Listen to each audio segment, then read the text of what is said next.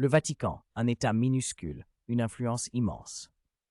Le Vatican, officiellement État de la Cité du Vatican, est une enclave au cœur de Rome, en Italie.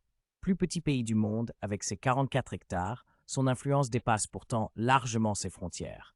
À la fois centre spirituel et administratif de l'Église catholique, il abrite le pape, chef religieux et chef d'État.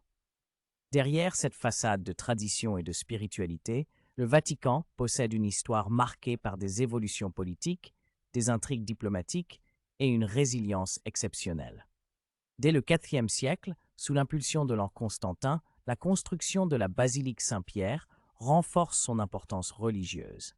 Jusqu'en 1870, les papes règnent sur les États pontificaux, mais l'unification de l'Italie met fin à leur souveraineté territoriale.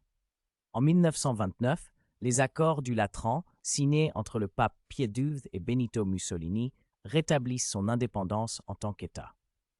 Aujourd'hui, le Vatican est dirigé par le pape, assisté par la Curie romaine, qui administre l'Église catholique. Son économie repose sur les dons, le tourisme, ainsi que la vente de timbres et de souvenirs religieux.